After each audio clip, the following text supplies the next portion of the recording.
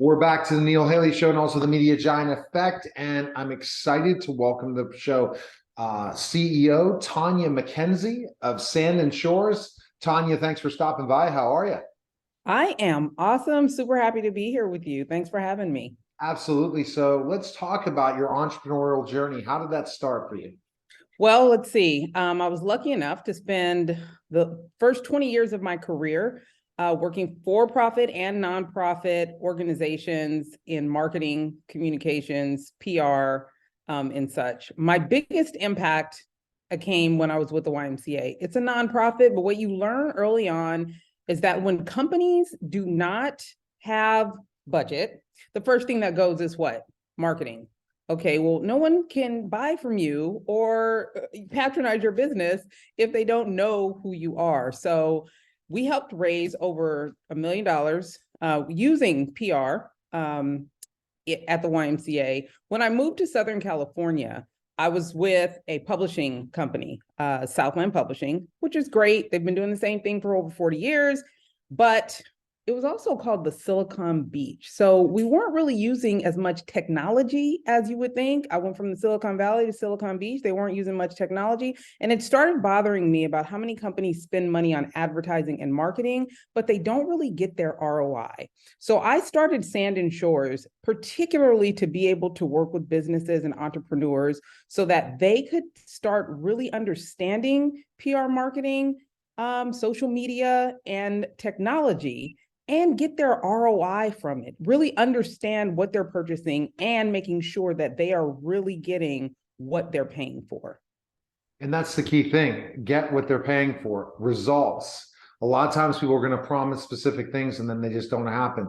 And I guess that drive being in a nonprofit showed you, whoa, this is it. If we can get results in something there, which is a challenge in the nonprofit world, we can do it anywhere. And ultimately, a lot of people are creating services and they don't really have a goal of what that progress is going to be. What have you seen out there in your kind of your journey of looking at your competition?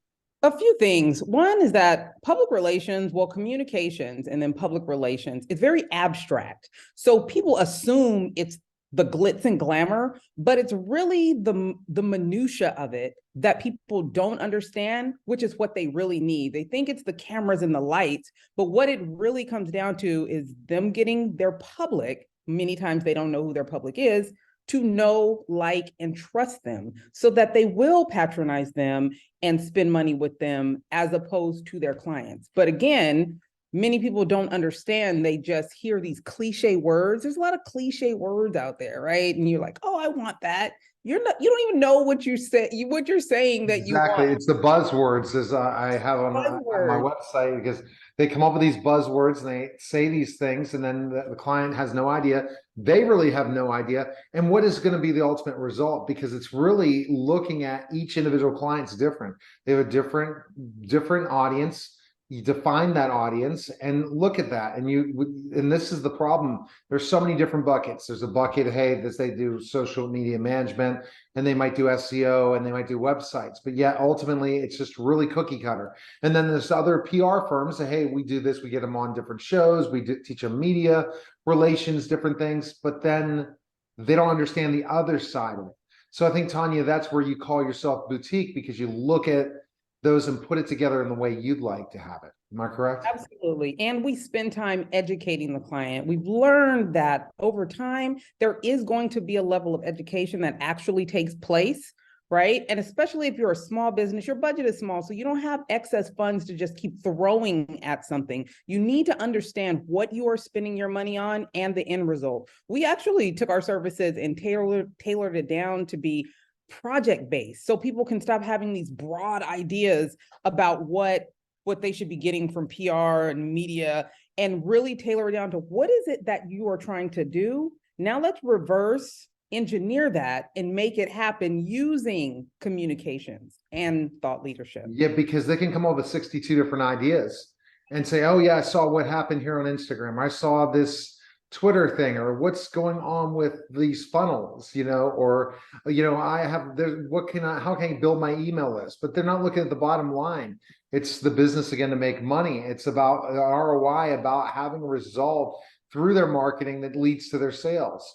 Because a lot of times they don't even have a good sales page. They don't know how to lead them to a specific place.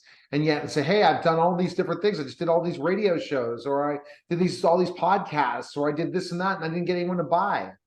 Or I didn't, we're not marketing, we're still doing the old thing, and marketing, and that's the only thing that works for us. Why is that, Tonya? Because they haven't been educated in what the other things bring. Because there's a new thing always on the horizon. But is that really going to work for that particular client? And that's what you have to understand, instead of saying, oh, you can do this because it's the hot thing right now. And then they spend all their money and then there's no result.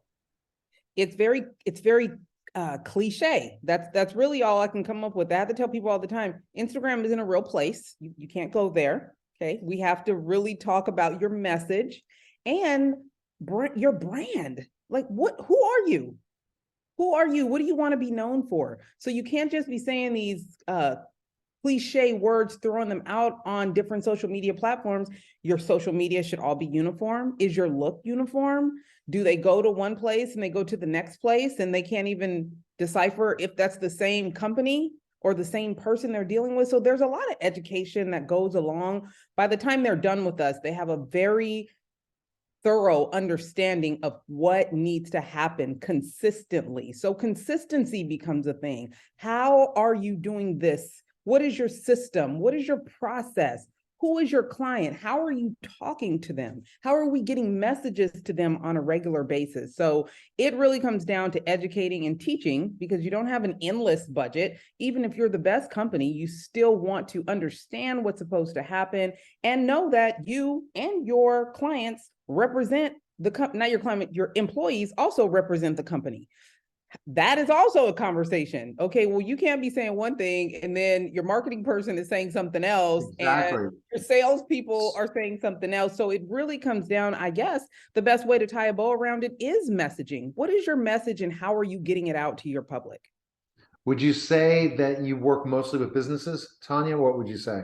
Mostly businesses and organizations. I do a lot of nonprofit organizations still, which also include government organizations, right? Civic organizations, law enforcement. I'm also a LA County commissioner, so I have access to a lot of individuals and companies that are in the government space, nonprofit space. And many times, again, because they have the smallest budgets, they don't have endless budgets, they are the ones that need the most help, because those are the ones that are actually affecting people's lives on a daily basis. They're touching people and making changes on a daily basis. You have to be able to communicate that to the public that you serve. And many times they don't recognize that they too should be presenting themselves as a brand. What does that look like? So then you have these reputation issues that come up. How do you fix that? So building a strong reputation is a process that you also need to be thoroughly engaged in. And here's the thing. This is one thing that people understand is if you're going to have a business, you got to have social media. Just because you say, hey, I'm not getting sales off social media doesn't mean you shouldn't have social media.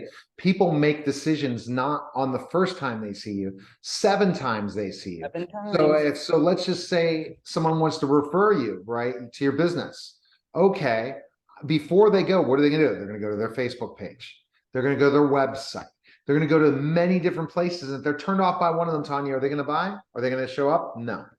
Nope, not at all. And that's the other thing is explain. I've also been involved with chambers of commerce for a very long time, over 20 years. And I even say it there, you don't come here just so people buy from you. You come here to learn how to be top of mind for what it is that you're offering. How are you communicating to people so that when you do need something, when they do, when their friends need something, they think of you. And that also becomes a pattern of behavior that you put off as a business owner, as a leader in an organization. When you show up in the public, what are you talking about? How are you showing up? And how do people remember, hey, I need my car fixed. I know the owner of that automotive shop down the street. Oh, I need a catering. I did meet the owner of that restaurant and I heard from social media that their food was great. Looking at their ratings and being able to talk about those things in a way that people actually remember you and want to support you. And it's not, and I think that you see the holistic point of view and all those things. Where can people find information on you? Especially, I think that nonprofits definitely need to ask your advice for certain things because they're struggling the most with budgeting, different things like that. Where's the best place people can check you out? Sand and Shores. I'm consistent on all social media platforms. That's SandAndShores, just like you hear it, Sand and Shores. I want your life to be more like a vacation. We do the work. We help you get there. So Sand and Shores on all social media platforms, sandandshores.com. All right. Fantastic. Thanks for stopping by. You're listening and watching The Neil Haley Show, and we'll be back in just a moment.